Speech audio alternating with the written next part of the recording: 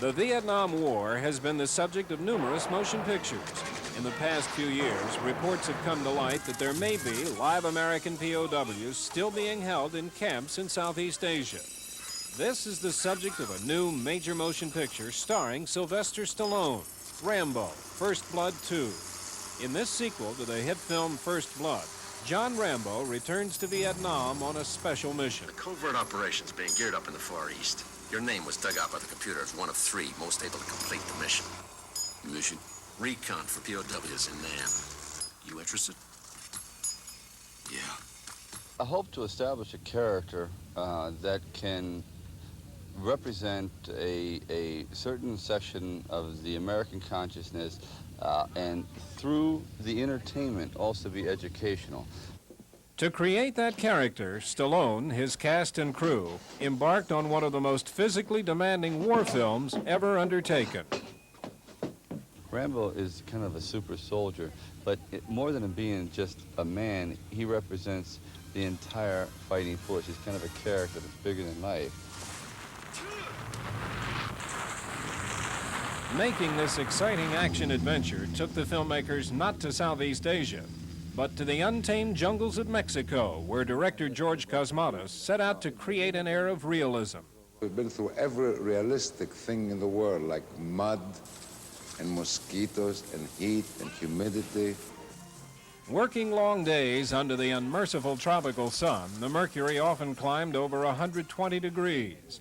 Added to the heat are the difficulties of filming fight scenes that are not on solid ground. Floating along with the actors and props are the cameras and crew, makeup for the stars and extras, as well as the special effects team. Action!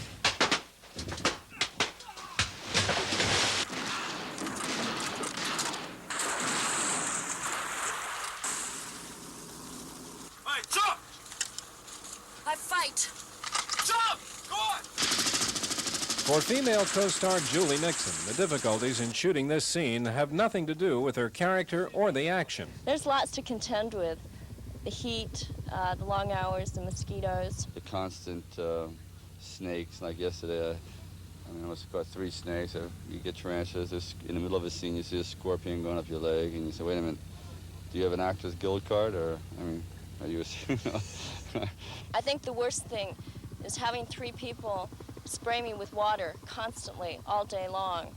I have one person who sprays my face, one person who sprays my hair, one person who wets my clothes. The task for the filmmakers was to create action scenes the likes of which no audience has ever seen.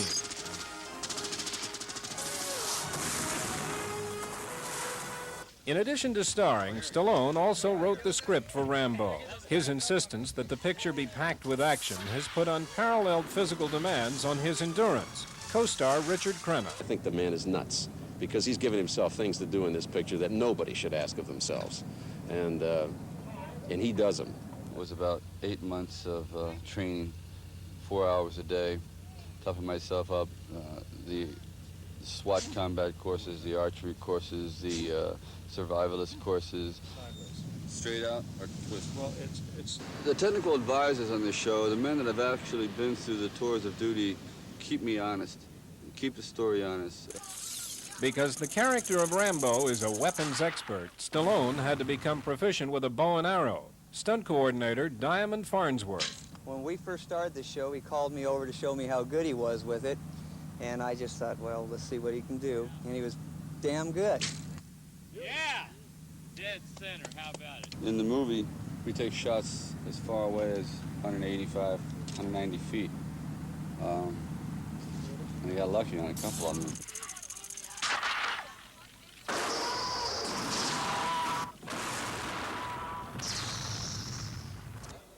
Some scenes are so complex, they just have to be right the first time.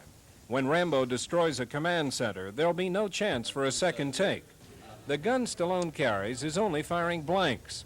Small explosive charges were wired into the set and were controlled by special effects expert Tom Fisher.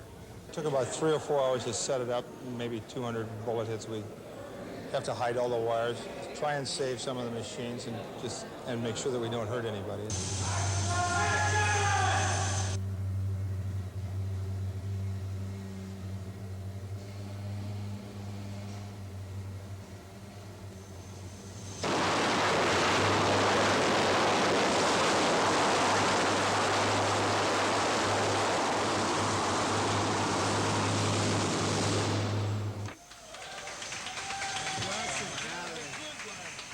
something that is that hard to coordinate. The exploding, the firing, the shooting, the acting, the atmosphere, everything. And it all comes together in one fluid movement is, well, just about the ultimate high.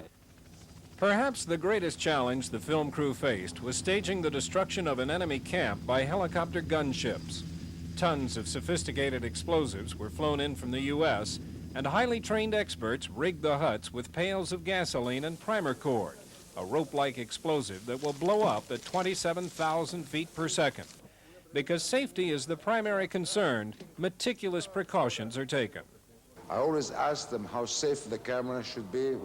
The special effects man tells me how far away the camera should be, and then I add another extra to be in the safety region.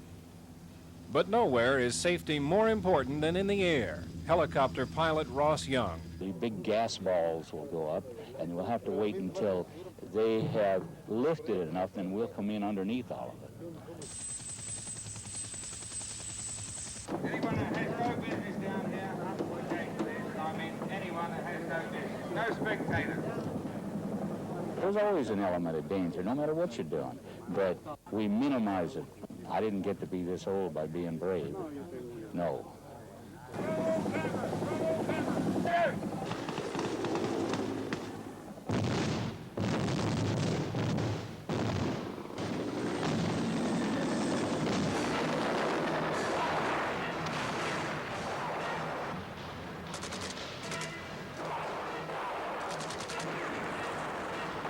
The effects are incredible. I mean, I have never seen effects like this. It was much bigger than I thought it would be, you know, the logistics and the problems involved. I thought the first one was difficult, but the first one was almost Alice in Wonderland compared to this place.